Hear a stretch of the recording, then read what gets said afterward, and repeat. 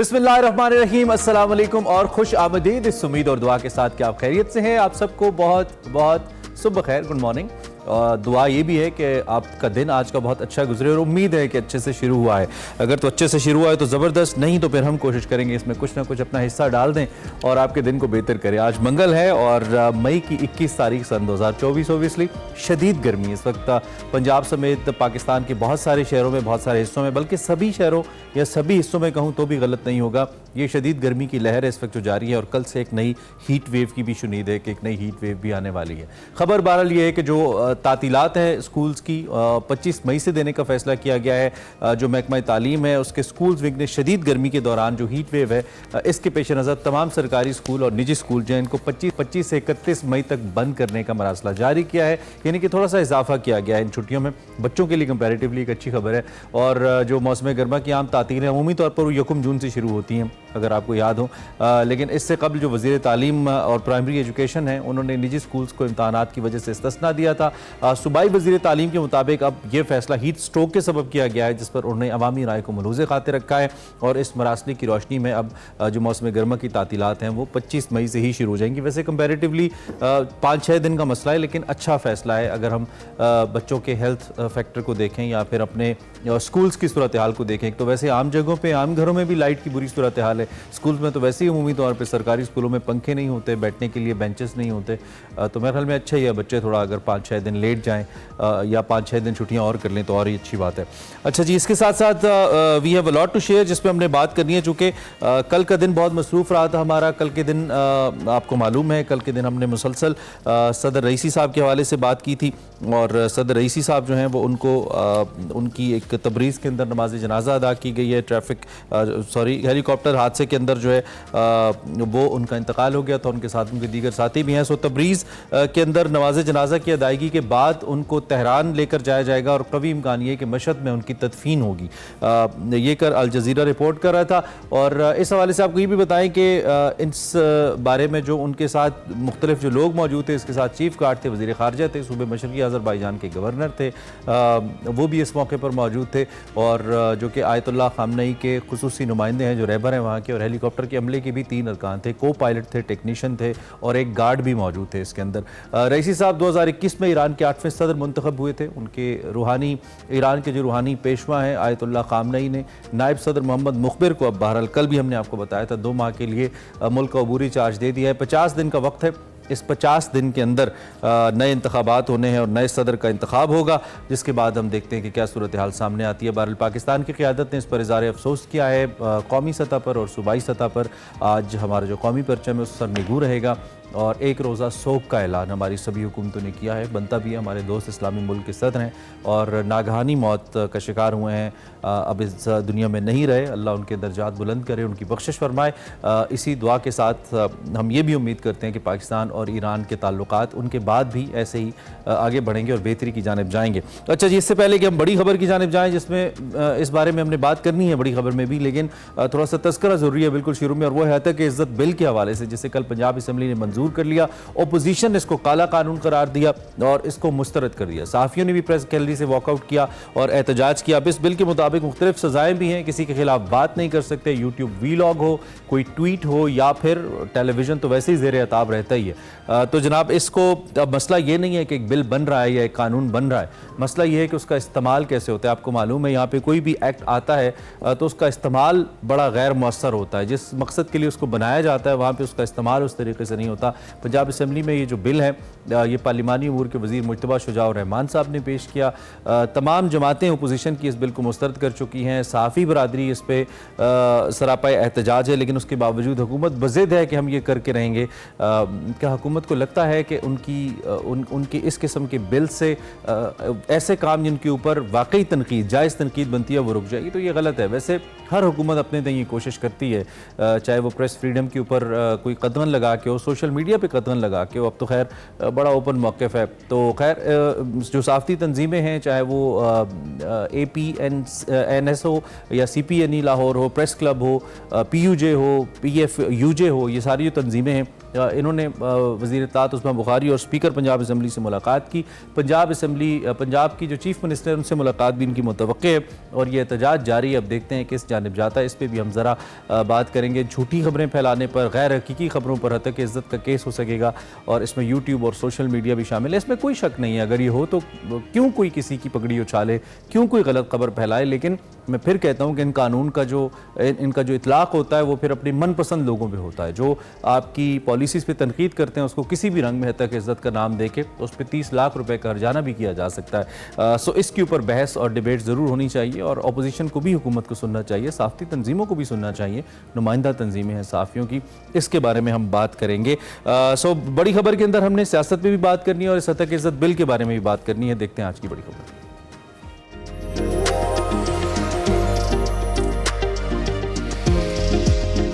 बात कर लेते हैं कुछ सियासत के हवाले से भी। मुस्लिम लीग नून के सदर मुतहरिक हैं और पार्टी की कमान संभाल चुके हैं, लंदन प्लान का जिक्र कर रहे हैं और पूछ रहे हैं, मैं सवाल करने का यह हक रखता हूं कि मुझे क्यों निकाला। अवाम से शिकवा भी कर रहे हैं कि उनके लिए क्यों नहीं निकले। खुद हुकूमत से निकालने के लिए जजेस की ऑडियोज का जिक्र भी कर रहे हैं, साकिब निसार का नाम भी ले रहे हैं और उन सब किरदारों का जिससे लगता है कि उन्होंने एक अहम किरदार अदा किया उन्हें हुकूमत से निकालने के लिए। दूसरी जानिब अगर बात करें तो साबिक वज़ीर आज़म शाहिद खाकान अब्बासी हैं। उन्होंने कहा है कि मौजूदा हुकूमत के पास अवामी मैंडेट नहीं है, ये मैंडेट वाली हुकूमत नहीं है। बानी तहरीक इंसाफ जिस रास्ते से आए थे, मौजूदा हुकूमत भी उसी से आई है। शाहिद खाकान अब्बासी साहब बड़ा स्ट्रेट बातें कर रहे हैं, बहुत स्ट्रेट आ रहे हैं। उन्होंने कहा जी मुल्की मसाइल हैं जो है उनके हल के लिए काबिल लोगों को इख्तियारात देने होंगे। आइन में हाइब्रिड हुकूमत की कोई गुंजाइश नहीं है, यानी कि उन्होंने रेफर किया कि this current setup is a hybrid setup और इसके पास कोई मैंडेट नहीं है। जब तक बड़े पैमाने पर निज़ाम तब्दील नहीं किया जाएगा ये मुल्क नहीं चलेगा, ऐसा भी शाहिद खाकान अब्बासी साहब ने कहा। हमारे पास 2-3 मौज़ूआत हैं, इसके लिए हमने बड़ी मौजूद शख्सियत को मदऊ किया है। सीनियर एंकर पर्सन और सीनियर तज्ज़ियाकार कामरान यूसुफ साहब हमें ज्वाइन कर रहे हैं। उनसे हम ज़रा इन सभी मौज़ूआत पे कोशिश करते हैं हल्की फुल्की राय ले लें और अलसुब इसका आगाज़ कर लें। Kamran, thank you very much for joining us, बहुत शुक्रिया। सबसे पहले तो मैं ज़रा जो ईरानी सदर का मामला है, मैं सबसे पहले आपकी राय उस पर लेना चाहूँगा, जो कि बहुत बड़ा वाक़या है। कल भी हमने मुसलसल इस पर बात की और पाकिस्तान सोग की हालत में है, पूरी उम्मत मुस्लिमा सोग की हालत में है और दुनिया भर में ओबियसली इस वाक़े के ऊपर अफसोस भी किया गया है। आज पाकिस्तान में यौम सोग है, पंजाब ने भी इसका ऐलान किया और वफाक ने भी ऐलान किया है। आपका इस पर क्या टेक है सबसे पहले? बिल्कुल, आई थिंक बहुत अफसोसनाक ये इंसिडेंट और ईरान एक अहम मुल्क है खित्ते का भी और पाकिस्तान का एक अहम पड़ोसी मुल्क है और फिर जो इस वक्त खित्ते के हालात हैं, ईरान के जो रिलेशनशिप हैं बाहर की दुनिया के साथ और उस तनाजुर में ईरान के सदर और फिर उनके जो फॉरेन मिनिस्टर हैं उनका इस तरह से एक हेलीकॉप्टर हादसे में इंतकाल हो जाना यकीनी तौर पर ये बहुत बड़ी खबर है। इसीलिए पूरी दुनिया का फोकस इसके ऊपर है। सबसे पहले बात कि क्या ये वाकई एक हादसा है या इसके अंदर कोई साजिश का पहलू है, क्योंकि जो ईरान के हुकाम है उन्होंने ये कहा है कि हर पहलू से इसकी तहकीकात की जाएंगी। और दूसरा जाहिर है कि ईरान का जो एक सिस्टम है, एक यूनिक सिस्टम है, इलेक्शन भी होते हैं, डेमोक्रेटिक प्रोसेस भी है, but at the same time जो अल्टीमेट पावर है वो ईरान के सुप्रीम लीडर उनके हाथ में होती है। तो अब जब ईरान के सदर इब्राहिम रईसी और फिर जो फॉरेन मिनिस्टर हैं दोनों इस दुनिया से चले गए हैं, तो सबसे अहम सवाल कि उनका अगला जो जानशीन है वो कौन होगा। जैसे आपने जिक्र किया कि जो वाइस प्रेसिडेंट है उन्होंने आर्जी तौर पर सदारत का ओहदा तो संभाल लिया है, 50 दिन के अंदर इंतखाबात होने हैं और सबसे अहम बात यह है कि कौन कैंडिडेट होगा जो रिप्लेस करेगा इब्राहिम रईसी को and at the same time जो उनके फॉरेन मिनिस्टर हैं। तो इसलिए मल्टीपल लेवल्स पर ये चीजें हो रही हैं। एक ईरान की इंटरनल पॉलिटिक्स है, फिर जो अगले उम्मीदवार होंगे सदारत के लिए उस के तहत ईरान की इंटरनल दाखिली पॉलिसी क्या होगी, एक्सटर्नल पॉलिसी क्या होगी। ऑल दो कोई ब्रॉडर फर्क तो नहीं पड़ने वाला, क्योंकि जैसे मैंने कहा कि at the end of the day जो फाइनल अथॉरिटी है वो तो ईरान के लीडर उन्हीं के पास है। ठीक है, बहुत बड़ा वाकया है, लेकिन इसके बावजूद कल अमेरिका की तरफ से जो स्टेटमेंट सामने आई, एक तो उन्होंने कहा कि हमने जो सैंक्शंस लगाई हैं उस पर हमें कोई शर्मिंदगी नहीं है। दूसरा, जब ये भी सवाल किया गया कि वो इतने 40-45 साल पुराना एक तैयारा था जिसके नतीजे में ये हादसा हुआ, तो इस पर भी रिपोर्टेडली ये कहा गया कि ये फैसला ईरानी हुकूमत का था कि उन्होंने ख़राब मौसम में एक पुराना तैयारा इस्तेमाल करना था, हमें कोई नदामत नहीं है। और अब साथ ये भी कहा गया कि ईरान अगर दहशतगर्दी की मामलत करेगा तो ओबियसली ये पाबंदियां उस पर रहेंगी। आप इस रवैये को कैसे देख रहे हैं इस इतने बड़े वाक़े के बाद अमेरिकन? देखिए जो अमेरिकी स्टेट डिपार्टमेंट की तरफ से बिल्कुल एक शॉर्ट सा स्टेटमेंट आया जिसमें उन्होंने कंडोलेंसेस तो की, लेकिन एट द सेम टाइम उन्होंने कहा कि वो उम्मीद रखते हैं कि जो भी अगली गवर्नमेंट आएगी उसमें डेमोक्रेटिक जो प्रोसेस है उसका ख्याल रखा जाएगा, ह्यूमन राइट्स उनका ख्याल रखा जाएगा। रही बात के जो उन्होंने डिफेंड किया कि जो भी अमेरिका ने पाबंदियां आयद कर रखी हैं, क्योंकि दो के अभी तक तो इस हवाले से कोई बात नहीं हो रही कि कोई डायरेक्ट इसके अंदर एक फाउल प्ले शामिल है, लेकिन जैसे डॉक्टर जवाद जरीफ जो ईरान के फॉर्मर फॉरेन मिनिस्टर हैं, उन्होंने अमेरिका को इसका इल्जाम दिया, ब्लेम दिया, और उसकी वजह उन्होंने यही कही जैसे कि उन्होंने जो पाबंदियां आयद कर रखी हैं अमेरिका ने सिंस 1979, उसकी वजह से जो एविएशन इंडस्ट्री है ईरान की वो बुरी तरह से मुतासर हुई है, और इस वजह से जो लेटेस्ट हेलीकॉप्टर्स हैं या जहाज हैं वो ईरान अक्वायर नहीं कर सकता। लेकिन ये एक पर्सपेक्टिव है। दूसरी तरफ हमने ये भी देखा है कि ईरान ने आफ्टर रेवोल्यूशन इन पाबंदियों के बावजूद सर्वाइव भी किया है। उन्होंने अपने मिसाइल प्रोग्राम है उसको भी परवान चढ़ाया है, उनका ड्रोन प्रोग्राम है, कहा जाता है कि वो भी बड़ा इफेक्टिव है। इवन रशिया वो लेकर के यूक्रेन में इस्तेमाल कर रहा है। फिर इवन जो सिविलियन जो न्यूक्लियर उनका प्रोग्राम उसको भी प्रमोट कर रहे हैं। तो एक ये सवाल भी हो रहा है कि अगर एक तरफ ईरान उन पाबंदियों के बावजूद अपना जो बाकी दिफाई प्रोग्राम है उसको इस तरीके से प्रमोट कर रहा है, तो आखिर क्या वजह है कि उन्होंने जो अपनी एविएशन इंडस्ट्री है उसके ऊपर काम कोई नहीं किया। एक सवाल ये भी हो रहा है कि अमेरिका से तो पाबंदी है कि आप कोई एक्वायर कर सकते मगरिब से कोई लेटेस्ट टेक्नोलॉजी, बट रशिया के साथ ईरान के बड़े अच्छे ताल्लुकात हैं, और रशिया भी ऑफ कोर्स एक बड़ी पावर है जिस की जो मिलिट्री टेक्नोलॉजी है इट इज वेल नोन। तो आई थिंक जहां तक तो बात बिल्कुल ठीक है कि अमेरिका ने जब ये कहा कि ये तो ईरान का अपना फैसला था कि अगर 40-45 साल पुराना हेलीकॉप्टर उन्होंने इस्तेमाल किया और एक फॉगी वेदर था, and at the same time एक ये चीज भी याद रखनी चाहिए कि जब ये बहुत से सवालात ऐसे हैं जिसके जवाब अभी आने हैं। मसलन 3 हेलीकॉप्टर उड़े थे, 2 जो है मंजिल पर पहुंच गए थे, सेम रूट था, सेम मौसम था, बट अनफॉर्चुनेटली ये जो हेलीकॉप्टर ईरान के सदर सवार थे वो क्रैश कर गया। तो आई थिंक अगर तो ये इंडिपेंडेंटली तहकीकात होती हैं तो फिर होपफुली इन तमाम सवालात के जवाब हमें मिल जाएंगे। ठीक है, और ये गुत्थी सुलझे शायद, ऐसा लगता है। ठीक है, थोड़ा सा मकामी सियासत की तरफ आ जाते हैं, और नवाज शरीफ साहब पार्टी सदारत संभालने के बाद मुसलसल सवाल करते नजर आते हैं। आपके ख्याल में इस वक्त जो ये दोबारा से सवाल करने की रविश है, इसकी ज़रूरत क्यों पेश आ रही है उनको? क्या वो महज जो वो एक पार्टी को इवॉल्व करना है दोबारा PMLN को, उसकी कोशिश है जो कि नहीं कर पा रही पार्टी, मुश्किलात का शिकार है, वोटर को इंगेज करना है दोबारा से? आई मीन विक्टिम कार्ड खेलने की कोशिश हो रही है उस वक्त जब सारी की सारी ताकत उनके अपने पास है। उनके भाई वजीर आजम है, उनकी साहबजादी वजीर आला पंजाब है, 13 करोड़ आवाम पे हुक्मरानी करती हैं। उस वक्त ये बात करने की जरूरत क्यों पेश आ रही है आपके ख्याल में उनको?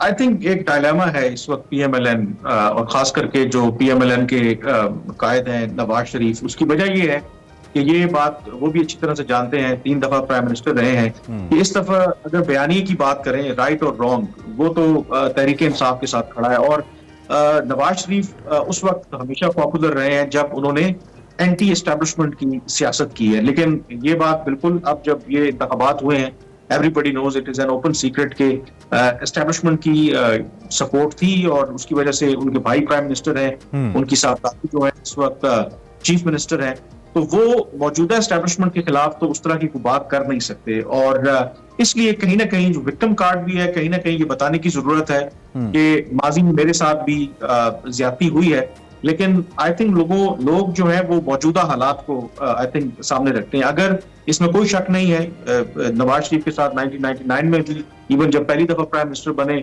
उस वक्त भी एस्टैब्लिशमेंट के साथ लड़ाई के नतीजे में उनको इस्तीफा देना पड़ा। 1999 में फिर बाद में अदालतों के जरिए उनको फारिग किया गया।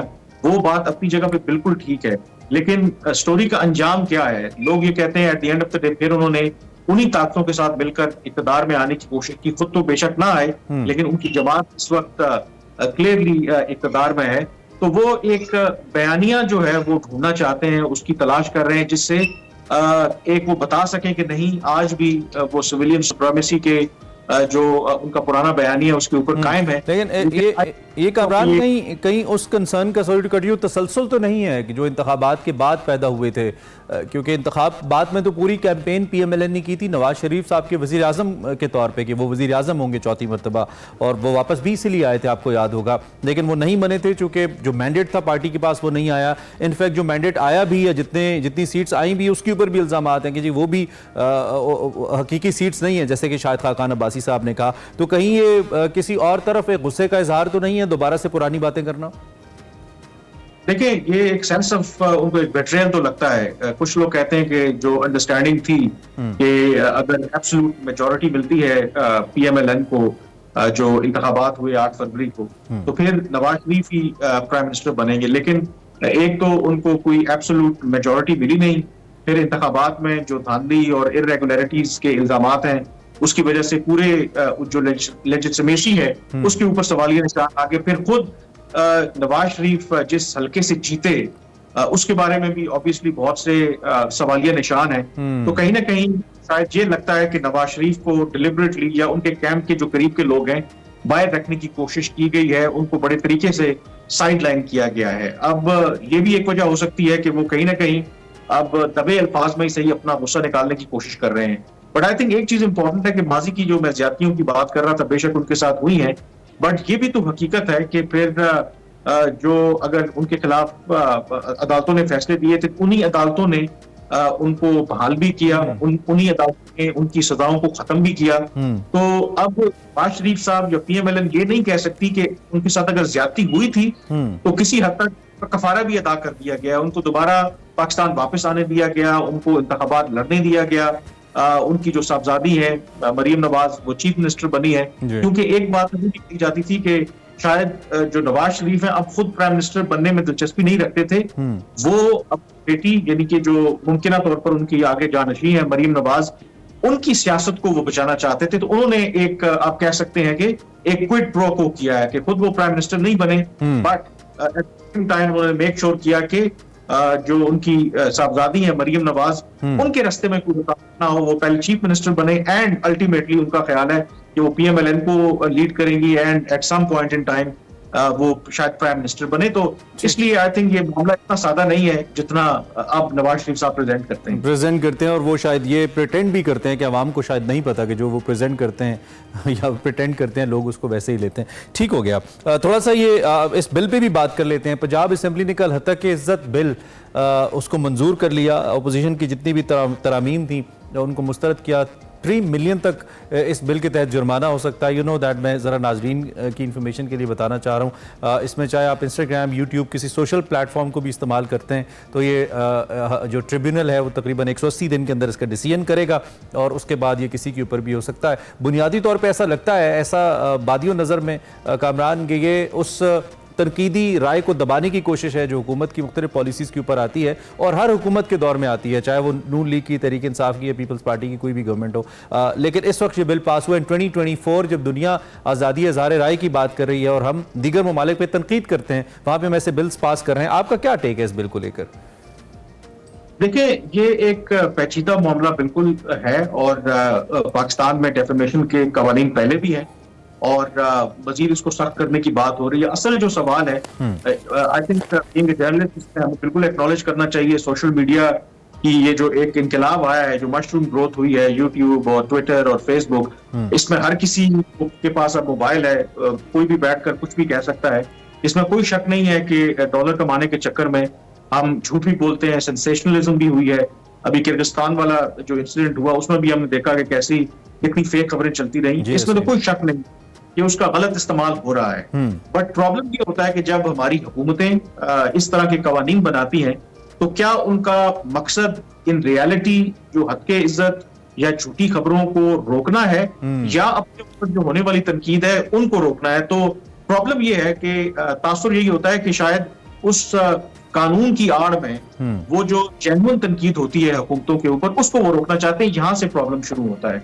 अब बाहर की दुनिया में मसलन यूके में आपको पता है कि बड़े सख्त जो है डेफेमेशन के कवानीन है और वहां पर अगर आप देखें तो हमारे कई जो पाकिस्तानी टीवी चैनल्स हैं जो वहां से भी ऑपरेट करते हैं, जो उन्होंने गलत इल्जाम अगर उन्होंने चैलेंज किया तो उनको जुर्माने भी देना पड़े, उनको माफी भी मांगना पड़े। यस। अरे हाँ, और उसमें फिर आई थिंक जो इम्पोर्टेंट रोल प्ले होता है वो कि आपकी अदालतें कितनी आजाद हैं, आपका प्रोसिक्यूशन का निजाम कितना जबरदस्त है।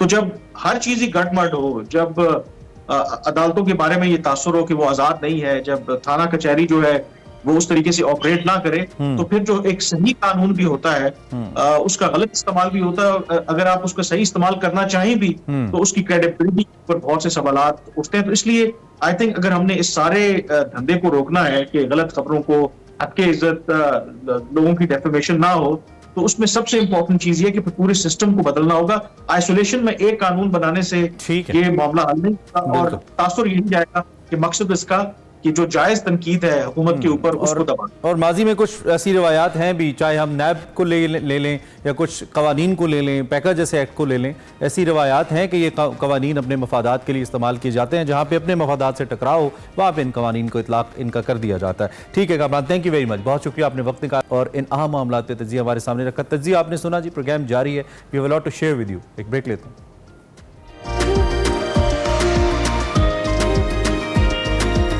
Welcome back to Expresso. Programme के आगाज में भी हमने गर्मी के बढ़ने की बात की थी। मुल्क भर में इसमें शदीद इजाफा हुआ है। मुसलसल सूरज ऐसे लगता है जैसे आग बरसा रहा है। महकमा मौसमियात का ये कहना है कि आज भी मुल्क के बेशतर इलाकों में न सिर्फ मौसम गर्म और खुश्क रहेगा बल्कि शदीद गर्मी पड़ने की तवक्को है। कुछ इलाकों में मई में दर्जा हरारत 45 डिग्री तक जाने के इम्कानात भी ज़ाहिर किए। वैसे परसों इनफैक्ट लाहौर में इट वॉज शोइंग 44, और कल भी बहुत सारे इलाकों में ऐसा था कि 45-46 बस फील हो रहा था, अगर 41-42 भी था। तो अब देखना ये है कि ये हीट वेव का जो अलर्ट पीडीएमए ने जारी किया ये क्या इम्पैक्ट करता है। हमने इस वक्त एक पब्लिक हेल्थ एक्सपर्ट को इनवाइट किया अपने शो के अंदर। हम उनसे एक तो इस हीट वेव के इम्पैक्ट के ऊपर बात करते हैं, इससे बचाव कैसे मुमकिन है और ये किस तरीके से इम्पैक्ट कर सकता है आपकी हेल्थ को, इस पर भी ज़रा बात कर लेते हैं क्योंकि बहुत ज़रूरी है आपकी सेहत का ख्याल रखना। वैसे आपने आपको शुरू में बताया था कि पंजाब हुकूमत ने बच्चों को छुट्टियाँ दे दी हैं, एक्सटेंड की हैं थोड़ी छुट्टियाँ ताकि बच्चे महफूज रहें। इससे हमारे साथ डॉक्टर फलक कादिर इस वक्त मौजूद हैं, उनसे बात करते हैं। Doctor Falak, thank you very much for joining us. It's very alarming the kind of the reports are coming, और जिस तरह की फोरकास्ट मौजूद है, इस फोरकास्ट के साथ आप क्या एहतियातें ऐसी हैं या प्रिकॉशंस हैं जो कि आप रिकमेंड करती हैं बतौर हेल्थ एक्सपर्ट? वेलकम। एक्चुअली जो हीट वेव होती है ये जानलेवा भी साबित होती है। हमने देखा है कि पिछले साल भी जो है, आज से गुज़िश्ता साल भी बहुत सारी अमवात हुई हैं because of the heat waves. Lack of awareness की वजह से इस तरह के जो वाक़यात होते हैं ज़्यादा होते हैं। एंड एक पब्लिक हेल्थ एमरजेंसी, ये हीट वेव जो है कि पब्लिक हेल्थ एमरजेंसी है। सो सबसे पहले तो इस चीज के बारे में अवेयर होना बहुत जरूरी है कि बहुत ज्यादा मौसम अगर गर्म है तो जो आवर्स होते हैं 1 PM का जो हाई टाइम होता है टिल 2-3, इसमें आप कोशिश करें कि अपना एक्सपोजर सन के सामने कम से कम रखें। और बहुत ज़्यादा ज़रूरी है इस टाइम में अगर घर से बाहर निकलना तो अम्ब्रेला का इस्तेमाल करें, हैट्स का यूज़ करें। एंड इसके साथ साथ हाइड्रेशन, डिहाइड्रेशन से बचाव बहुत ज़रूरी है। गवर्नमेंट का भी इसमें बहुत ज़्यादा जो है वो एक इसकी जिम्मेदारी है कि पब्लिक हेल्थ के जो भी आप अवेयरनेस सेशंस कर सकते हैं वो करें। एंड जगह जगह पर जो है वो आप रिलैक्सिंग एनवायरनमेंट बनाएं। अगर किसी को पानी की जो है वो कमी महसूस हो रही है तो वो हाइड्रेशन के लिए पानी का इस्तेमाल कर सकें अवाम। एंड इसके साथ साथ जो है वो जो शैडो प्लेसेस होती हैं उसका भी इंतजाम करना बहुत ज़रूरी होता है। क्या निशानियां हैं if somebody is suffering from heat stroke, क्या निशानियां हैं, क्या ऐसे सिम्टम्स हैं जिसके बाद उसको सीरियस लेना चाहिए कि कुछ बॉडी में गड़बड़ हो रहा है? Very good question.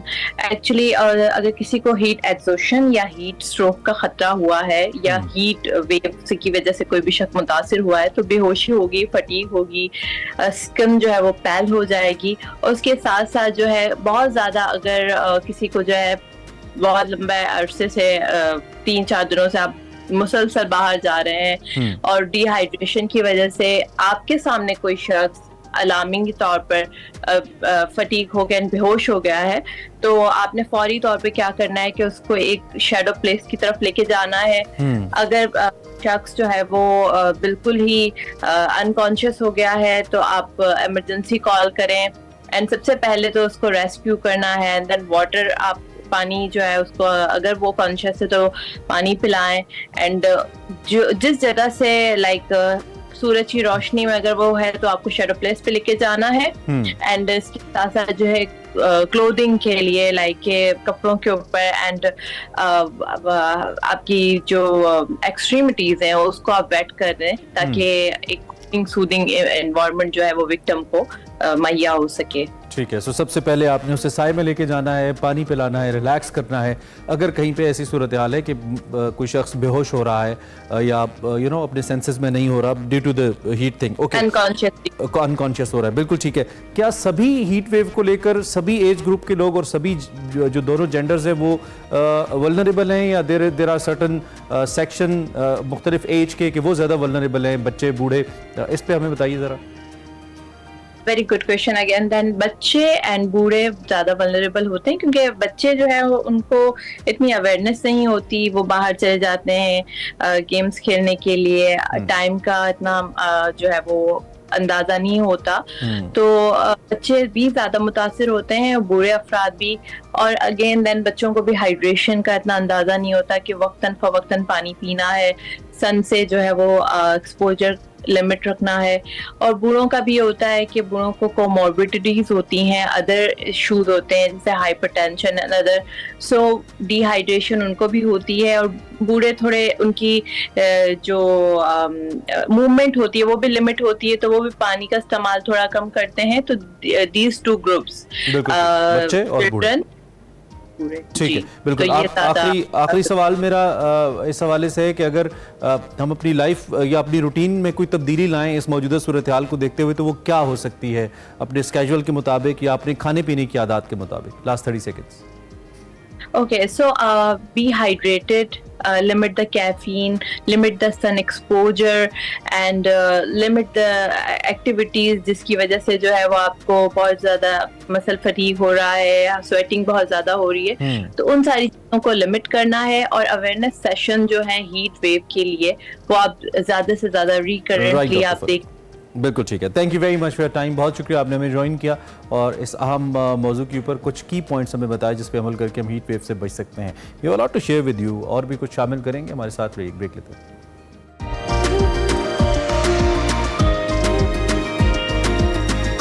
Welcome back to Expresso. एक और अहम मामला है जिस पे हम बात करते हैं और वो है बिश्केक के अंदर पाकिस्तानी तलबा जो कि फंसे हैं, मुख्तलिफ फसादात वहाँ पे जारी है। आपको मालूम है 2 दिन पहले ये वाक़यात शुरू हुए थे जब कुछ मकामी लोगों ने वहाँ पे मौजूद जो गैर मुल्की स्टूडेंट्स हैं, जिसमें ओवैसी पाकिस्तानी, इंडियन, बांग्लादेशी वगैरह भी शामिल हैं, उनके ऊपर हमले करना शुरू कर दिए थे और जिसकी वजह से सूरत हाल काफ़ी ख़राब हो गई थी। अब भी सूरत हाल ख़राब ही है। ताज़ा तरीन इस पर यह है कि हमारे नायब वज़ीर आज़म और वज़ीर ख़ारजा इसहाक़ डार साहब वो आस्ताना के अंदर मौजूद हैं, कज़ाकिस्तान के अंदर। वहाँ पे उनकी मुलाकात बिश्केक के वज़ीर ख़ारजा से हुई और उन्होंने रिक्वेस्ट की कि आप पाकिस्तानी स्टूडेंट्स की जो सिक्योरिटी है उसे पॉसिबल बनाएं जितना मुमकिन हो सकता है, जिसमें उन्होंने कहा कि हम अपनी तमाम तर वसाइल को बुरवकार ला रहे हैं। दूसरी जानिब ये दौरा जो करना था इसहाक़ डार साहब ने और अमीर मकाम ने, वो मनसूख हुआ किर्गिज़ हुकूमत के अपने कहने के ऊपर बकौल गवर्नमेंट के कि उनके मुताबिक अभी आने की ज़रूरत नहीं है, हम अपने तरीके से हालात पर काबू पा रहे हैं। और ये अपोजिशन की तरफ से एक मूवमेंट है जिसकी बेस पर ये सब कुछ हो रहा है और हुकूमत के एजेंडे के खिलाफ है ये जो सब कुछ हो रहा है, ऐसा कहना है किर्गिज़ गवर्नमेंट का, जो हमारी गवर्नमेंट की मौक़िफ़ हमारे सामने रख रही है। अगर ज़रूरत पड़ी तो फिर किसी वज़ारत ख़ारजा के सीनियर ऑफिसर को भिजवाया जा सकता है। हमने इस हवाले से शाइका मारूख, एक पाकिस्तानी तालिब इल्म है, किर्गिस्तान में मौजूद हैं, उनसे ज़रा मौक़िफ़ लेने का फ़ैसला किया। इस वक्त हमारे साथ मौजूद हैं, उनसे ज़रा पूछ लेते हैं ऑन ग्राउंड वो हमें क्या रिपोर्ट कर सकती हैं, क्या बता सकती है। Shaika, thank you for joining us, बहुत शुक्रिया। सबसे पहले तो ये उम्मीद कि आप खैरियत से हैं, महफूज हैं। हमें बताइए इस वक्त क्या सूरत हाल है, आप कैसा महसूस करी हैं वहाँ पे, और क्या एम्बेसी आपके साथ राब्ते में? सबसे पहले तो मैं आपकी बहुत बड़ी शुक्रगुजार हूँ कि आपने मुझे एक्सप्रेस न्यूज़ की, मैं सबसे बड़ी शुक्रगुजार हूँ कि उन्होंने मुझे एक मौका दिया है कि मैं यहाँ पर आके और मतलब वो आप लोग हमारी आवाज़ बने और आपने मुझे चांस दिया।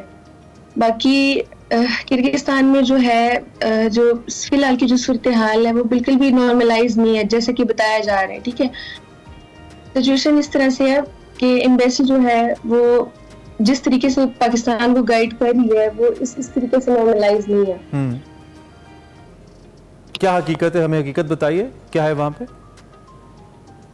यहाँ पर सबसे पहले तो मैं ये कहना चाहूंगी कि जो यहाँ की जो लोकल जैसे कि मकामी लोग हैं, ठीक है, उनका सबसे बड़ा प्रॉब्लम ये है कि अभी तक वो उनका जो गुस्सा है वो भी कंट्रोल नहीं हुआ। जैसे कि पाकिस्तानी जितने भी स्टूडेंट्स हैं वो अभी तक दब के छुप के अपने घरों में बैठे हुए हैं, ठीक है, और वो अभी तक बाहर नहीं निकल पा रहे। सिर्फ एक उनको खौफ है कि हम बाहर जाएंगे और वो फिर से हमारे साथ मिसबिहेव करेंगे। तो ये सीन है। और ये महज खौफ है, चीजें नॉर्मलाइज, ये महज खौफ है या वाकई हकीकत में ऐसा कुछ हो भी रहा है? क्योंकि आप तो अंदर हैं, आपको नहीं पता बाहर क्या सूरत हाल है। आप बाहर की सूरत हाल का जायजा कैसे ले रहे हैं? एक्चुअली मेरे कुलीग है, ठीक है, वो कल रात 11 o'clock, आफ्टर 11 o'clock वो बाहर गए थे। एक शॉप हमारे बिल्डिंग से नीचे बहुत मतलब करीब जो शॉप्स हैं, वो बिल्कुल लाइक नीचे उतरो तो शॉप्स हैं आगे, ठीक है। तो वो एक पर गए और वहां पर उनको एक मतलब जो यहाँ का लोकल बंदा है वो आकर उसको इशारे कर रहा था, लाइक इस तरीके से अजीब से स्टेयरिंग कर रहे थे। तो इसीलिए स्टूडेंट जो है वो खौफ का शिकार है और वो इसी तरीके से वो बाहर नहीं आ रहे। तो ये सूरत हाल है यहाँ पर। ठीक है, अभी वहाँ पे जो किर्गिज हुकूमत है मकामी, उसने कुछ किया है, आपसे रब्ता किया है या उनके कोई इकदाम आपको नजर आते हैं? कोई पुलिस पिकेट्स बना दी हो, कोई गश्त हो रहा हो, कुछ ऐसा हो रहा है? राइट नाउ सिचुएशन को वो कोशिश कर रहे हैं, जो इधर के मकामी लोग हैं, ठीक है, उनका तो गुस्सा जो है अभी तक आई डोंट नो कि क्या इशू है उनको, उनकी साइकोलॉजी क्या है, मुझे अभी तक इस चीज का वो आइडिया नहीं कि एजुकेशन की कमी है उनको या क्या चीज है, ठीक है, कि मतलब जिस तरीके से वो बिहेव कर रही है इस तरीके से उनको बिहेव करना बनता नहीं है। और जो इधर की लाइक पुलिस है, उन्होंने राइट नाउ वो इस चीजों को कंट्रोल करने की कोशिश कर रहे हैं।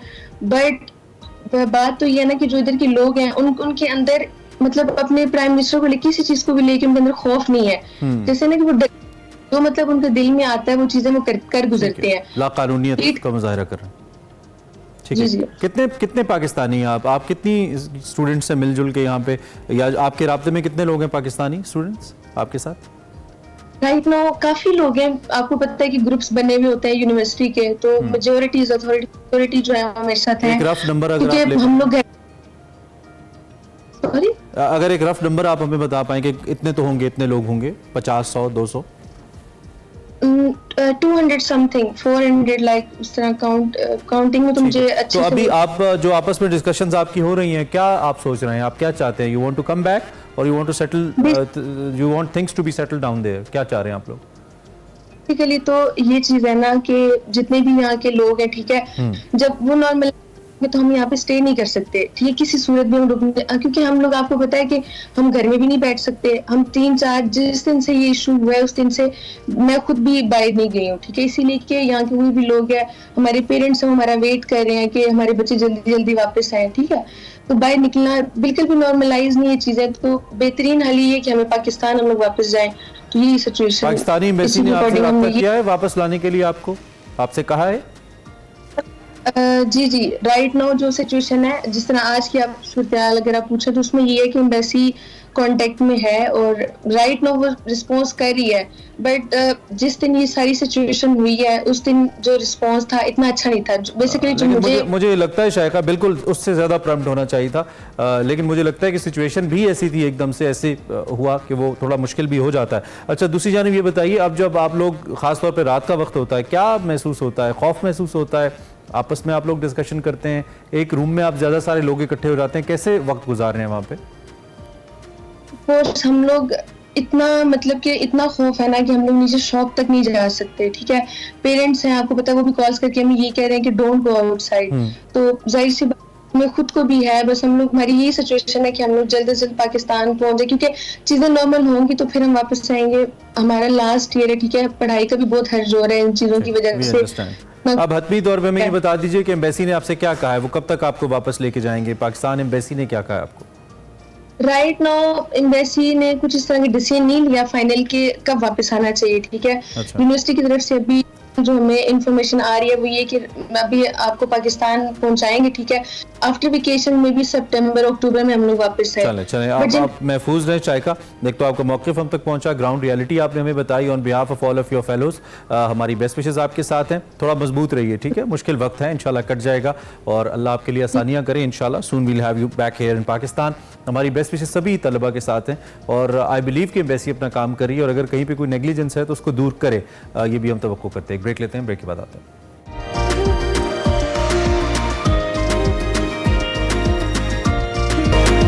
Welcome back to Expresso program का दूसरा हिस्सा है टॉप ऑफ द आवर। आज सेगमेंट फ्लैग्स आपको दिखाते हैं। वैसे दिखाने को कल था फ्रैंकली स्पीकिंग, लेकिन कल हमें ब्रेकिंग न्यूज़ पे जाना पड़ा तो हम नहीं दिखा पाए।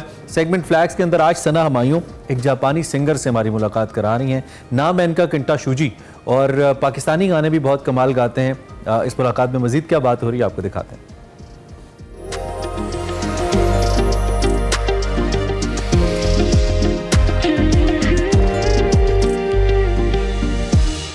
अस्सलाम वालेकुम, वेलकम टू फ्लैग्स। और आज मैं आपको लेकर आई हूँ एक एक्साइटिंग इवनिंग में, जहाँ पर एम्बेसी ऑफ जापान ने मदऊ किया गया है यंग म्यूजिशियन केंटी शोजी को।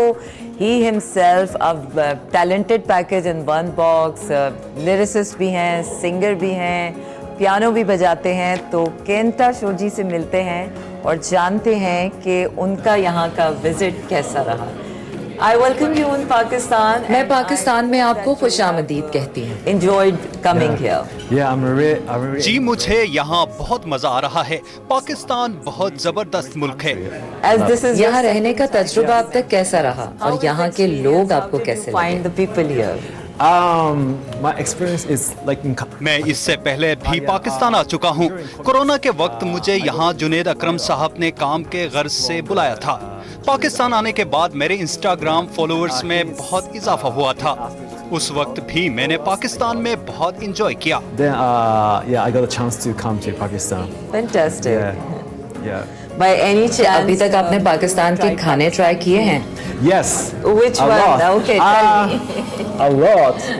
Last night I had a रात को ही मैंने चिकन कढ़ाई खाई है। मुझे पाकिस्तानी खाने बहुत पसंद हैं। amazing. They're tasty. Yes, I love it. Yeah. So, Japanese culture and Pakistani culture, Pakistan और जापान में सकाफती मुमासलत बहुत ज़्यादा है। हमारा लिबास, म्यूज़िक, फन सब मिलता जुलता है। आपको पाकिस्तान की सकाफत देखकर कैसा लगा? Like about the Pakistani culture and how do you see the similarities? I have image of Pakistan. Pakistan के लोग बहुत मददगार हैं, बातचीत के लिए हमेशा तैयार रहते हैं। एक फॉरेनर होने के नाते ये लोग आपको पराया महसूस नहीं होने देते। फिर पाकिस्तान के खानों की तो क्या ही बात है। यहाँ खानों में मसाला बहुत इस्तेमाल किया जाता है। जापान में ऐसा नहीं है। हम लोग टोमेटो सॉस में ही ज्यादातर खाने बनाते हैं। A lot. So, how can I say? But anyway, I'm very yum. Very आपने 20 साल की उम्र में मौसीकी से ताल्लुक जोड़ा। हमें अपने बारे में कुछ बताएं। Okay. I started to my music career. जी, आपने दुरुस्त फरमाया। 20 साल की उम्र में मैंने एक म्यूजिक एजेंसी के साथ कॉन्ट्रैक्ट किया था, जिसके बाद मैंने जापान बिलखुसूस टोक्यो में बहुत परफॉर्म किया। मैंने जापान में इतना परफॉर्म किया कि मैं इस फील्ड से तंग आ गया। मैं बहुत थक चुका था। 26 साल की उम्र में मैंने इस फील्ड को खैर बात कहने का सोच लिया। मेरे कुछ दोस्तों ने मुझे मशवरा दिया कि अगर तुमने इस फील्ड को छोड़ना ही है तो किसी और मुल्क हिजरत कर लो। मैंने ऐसा ही किया और मैं अपनी म्यूजिक एजेंसी को खैर बात कहकर न्यू सिटी शिफ्ट हो गया।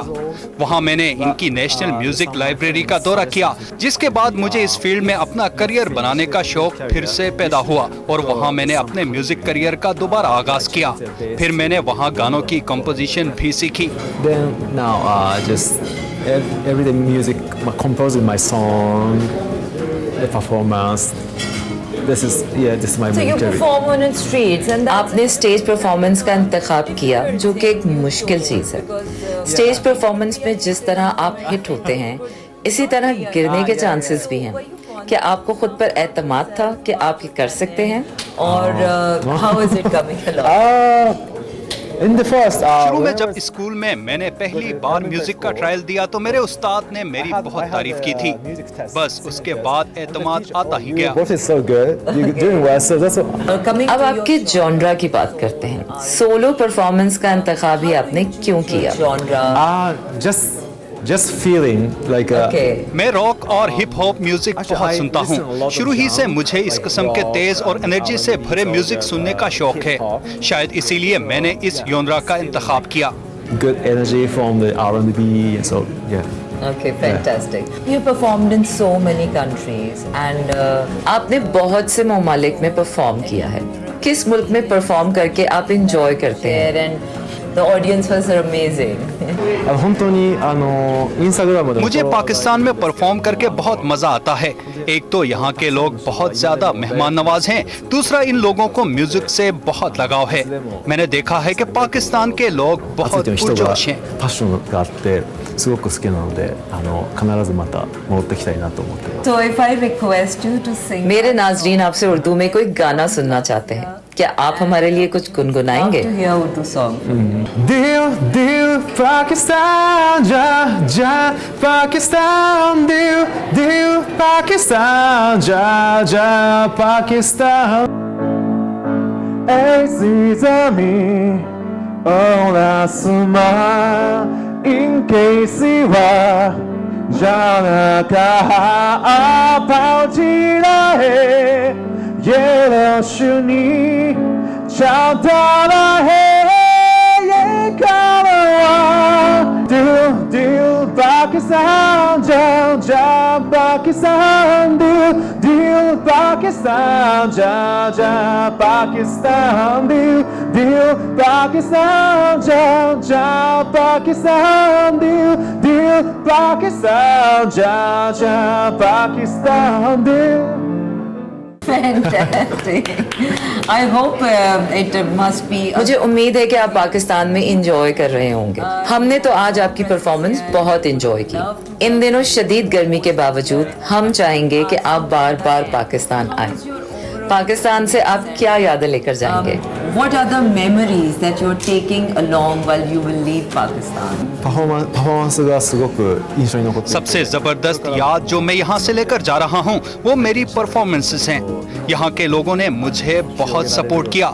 यहाँ की सपोर्ट में जापान और इंग्लैंड अपने साथ लेकर जाऊंगा। なと思っています。 Thank you so much Kentish Shoji for giving such a beautiful experience to us. बहुत शुक्रिया आपका। आपकी परफॉर्मेंस हमारे दिलों में समाई रहेगी।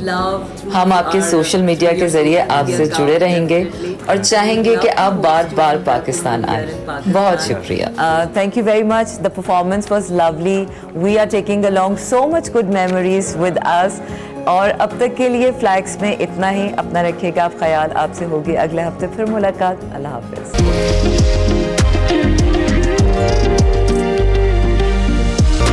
Welcome back. प्रोग्राम में आगे बढ़े और आपको बताएं इंटरनेशनल ऑर्गेनाइजेशन यूकोल वीकोल ने कम उम्र नौजवान जो माशरे के लिए रोल मॉडल और चेंज के लिए काम कर रहे हैं साल 2024 के लिए लाहौर के एक रिहायशी हैं, तालिब इल्म हैं और वर्कर हैं, सोशल वर्कर हैं, अपना कंट्रीब्यूशन कर रहे हैं। अब्दुल राफी अफजाल उनको अवार्ड के लिए नामजद किया है।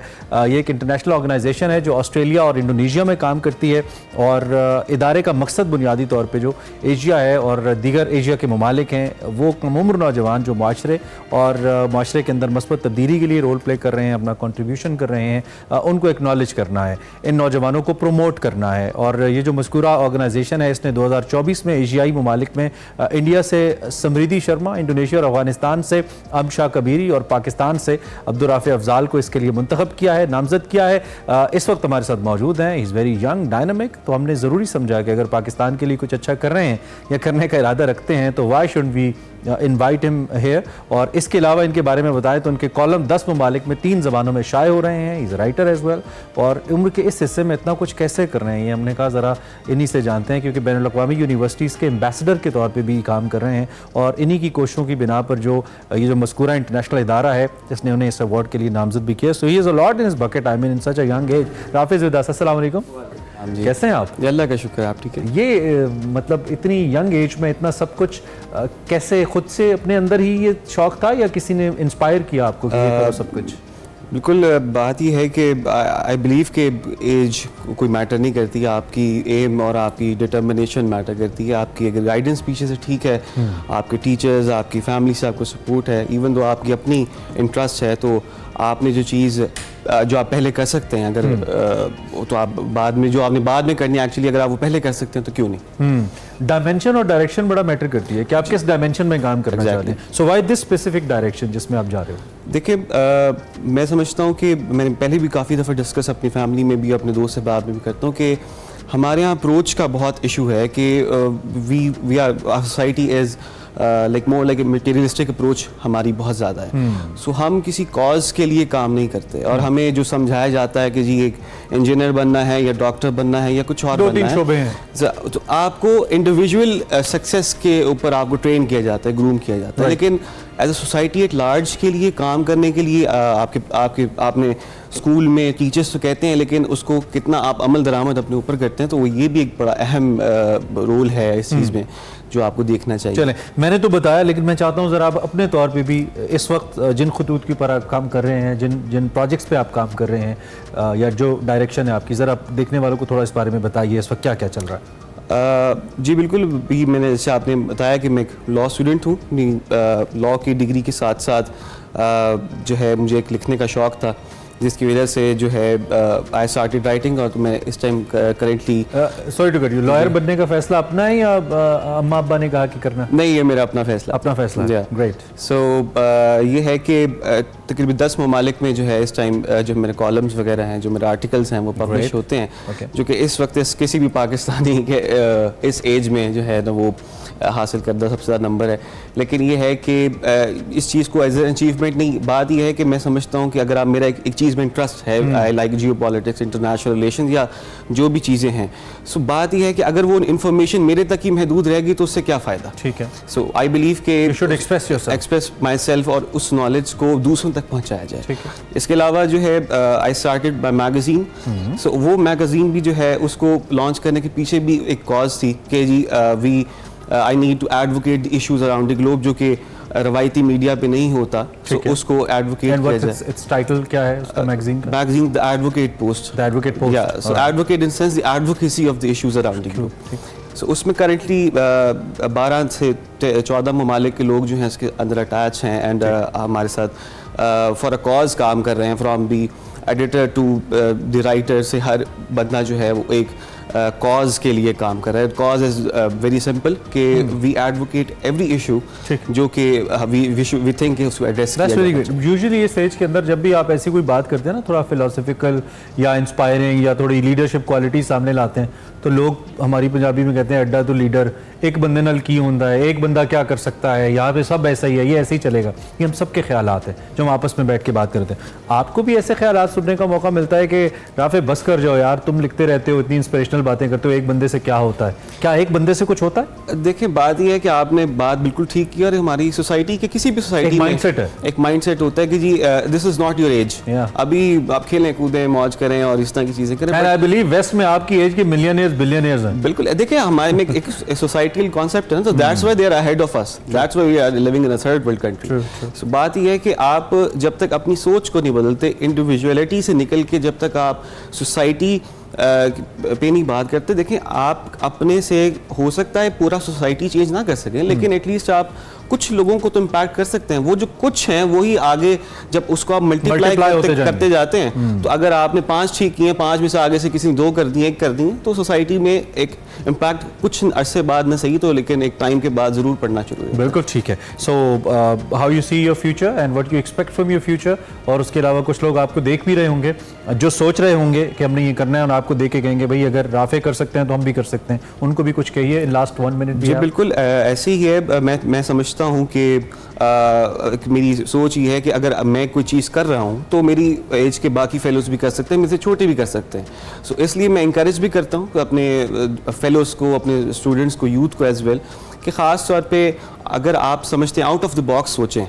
आप जो है मैट्रिक्स से बाहर निकलें और समझें कि अगर आपसे कहता है कि this is not your as और ये आप नहीं कर सकते, तो इस चीज़ को सोचें कि अगर आप करना चाहते हैं, अगर आप समझते हैं तो आप ज़रूर कर सकते हैं। जो आप सोच सकते हैं वो आप कर सकते हैं। हमारी बेस्ट विशेस आपके साथ है फॉर द अवार्ड, और this is just a beginning I believe. बहुत अच्छा है, हमें बहुत अच्छा लगा, और इनका थोड़ा सा ताल्लुक हमारी एक्सप्रेस फैमिली से भी है समहाउ, तो हमें इसलिए भी अच्छा लगा। आप भी अपने बच्चों को सपोर्ट करें, जो वो करना चाहते हैं उसमें उनको प्रमोट करें। And the best part is कि जो भी यंगस्टर्स जो सोच रहे हैं ना कि उनको ये करना चाहिए, और ये जो माशरती बैरियर्स हैं इसकी वजह से नहीं कर पा रहे, राफ़ी की अच्छी एग्जाम्पल है कि आप करना चाहें तो आप कर सकते हैं। He is trying to make his voice louder, और हम इसमें इनके साथ हैं, सब पाकिस्तानियों के साथ हैं जो ये कर रहे हैं। उम्मीद है आपको ये इंटरव्यू इंस्पिरेशनल लगा होगा। एक ब्रेक लेते हैं, ब्रेक के बाद आते हैं एक्सप्रेस वो भी जारी है।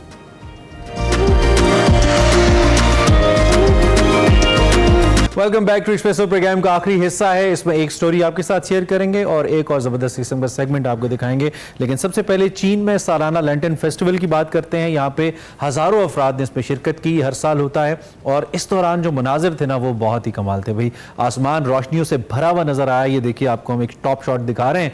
और यहाँ पे हर साल एक रंगारंग ये फेस्टिवल सजाया जाता है। और इस साल भी ये जनूब मगरबी सूबा है जहाँ पे दरिया के किनारे एक बड़ी तादाद लोगों की जमा हुई और फिजा में हर तरफ रोशनियां बिखरती नजर आईं। मकामी अफराद ने यहाँ पे जो सयाह आए हुए थे उनके साथ मिलकर इस फेस्टिवल को एंजॉय किया। इसमें फॉरेनर्स भी मौजूद थे और चीन के जो मकामी लोग थे वो भी मौजूद थे। और इंतहाई दिलफरेब ये मंजर था जिससे इसको सजाया गया और लोगों ने खुशियाँ मनाई, लोगों ने अपनी जज्बात का इजहार किया। और खाने पीने की भी स्टॉल जहाँ पे नजर आ रहे हैं, बहुत ही खूबसूरत मनाजिर हमें लगे। तो हमने कहा चले अलसुब आपको दिखाते हैं। और ऐसे फेस्टिवल्स पाकिस्तान में भी होने चाहिए, कोशिश होनी चाहिए।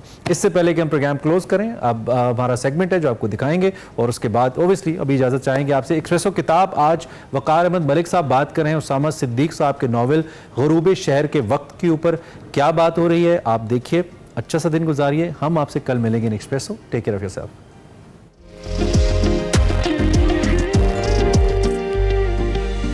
अस्सलाम वालेकुम नाज़रीन, मैं वकार अहमद और आप देख रहे हैं एक्सप्रेसो किताब। आज इस किताब पर बात करनी है। इस किताब के हवाले से बताता जाऊँ कि किताब कमाल है, लेकिन हर किताब हर किसी के पढ़ने के लिए नहीं होती। तो इसी किताब में से एक पैराग्राफ पढ़ूंगा और उसके बाद इस किताब पर बात करते हैं। इस पैराग्राफ के बाद ये तय हो जाएगा कि किन लोगों ने ये किताब पढ़नी और किन लोगों ने नहीं पढ़नी। लिखते हैं कि अक्सर लोगों का ख्याल है कि पुराने मकान सांस नहीं देते, लेकिन ये वही लोग हैं जिनका ये भी ख्याल है कि बारिश सिर्फ गिरता हुआ पानी है, साए फ़कत रोशनी की राह में रुकावट का नतीजा, और परिंदे आपस में बातें नहीं करते। ऐसे लोगों से इज्तनाब कीजिए। इनके लिए ज़िंदगी एक आजिर का बही खाता है जिसमें मौसमों, महसूसियात और ख्वाबों के लिए कोई मुतय्यन कालम नहीं है। चनाचे वो इनके यहाँ कोई भी वक़्त नहीं रखते। ऐसे लोग नज़र आए तो फ़ौरन सड़क पार करके किसी अंधी गली में निकल जाइए और तेज़ तेज़ चलते किसी अनजान कूचे में किसी चाय की दुकान पर बैठकर वहाँ एक कप गर्मा गर्म चाय पीते हुए उनको ज़हन से महव कर दीजिए, ताकि बारिश, साए और परिंदे आपको बेवक़्त ना लगने लगें। मैं तो ऐसा ही करता हूँ। ये कौन ऐसा करते हैं? उसामा सिद्दीक साहब हैं। उनका नावल है गुरूब शहर का वक्त।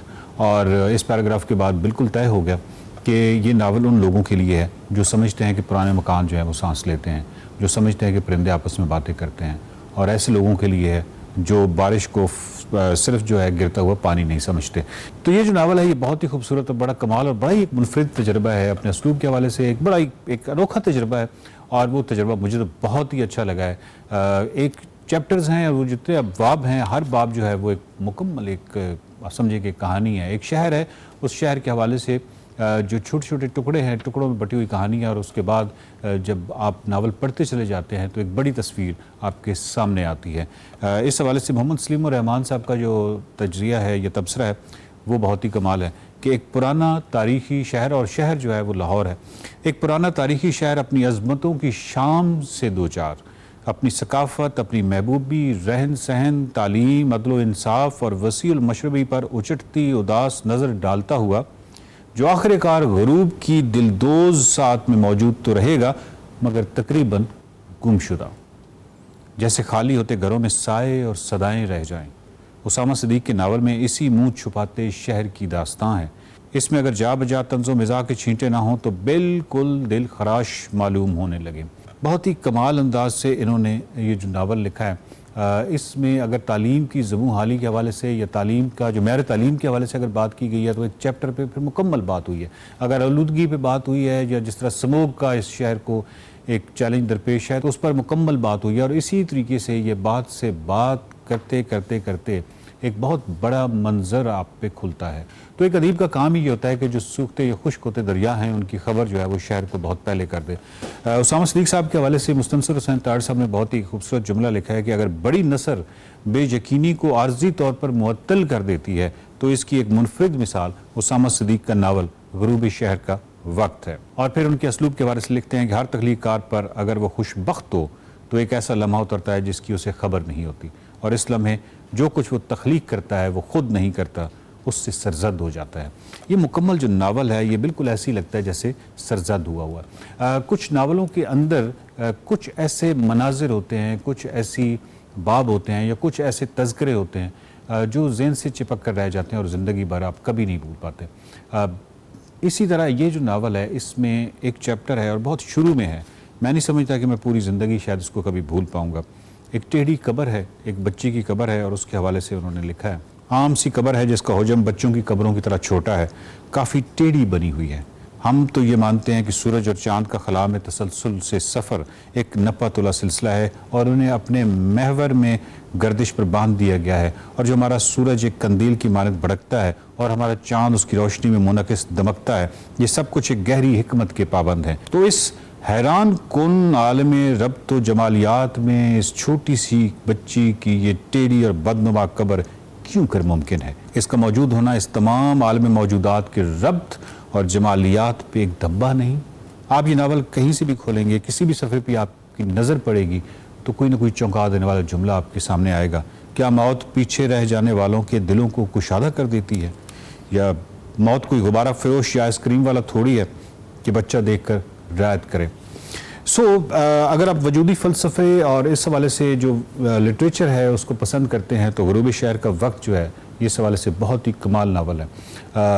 अपनी एग्जिस्टेंस के हवाले से, ह्यूमन साइकोलॉजी के हवाले से बहुत ही ज़बरदस्त है। आपको मालूम होता है कि जो इसका राइटर है वो न सिर्फ ह्यूमन साइकोलॉजी, इंसानी नफ्सियात के हवाले से बहुत ही गहरा मुशाहिदा रखता है, बल्कि जहाँ पे वो फ़र्द का मुताला कर रहा है और उसके हवाले से जो सारी एक मंजरकशी कर रहा है, उसके साथ वो जो एक शहर है जिसका वो रोना रो रहा है, वो बेसिकली शहर जो है उसको भी वो एक एंटिटी के तौर पे ले रहा है और उस एंटिटी को बाब दर बाब उसके जो मुख्तलिफ जहते हैं वो खोलता चला जाता है और एक बड़ी जो मंजर है, बड़ा जो तस्वीर है वो आपके सामने आ जाती है। ग़ुरूब शहर का वक्त जो है वो ज़रूर पढ़िएगा।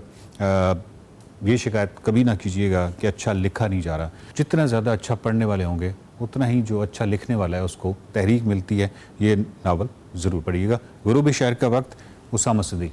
देखते रहिए एक्सप्रेसो किताब।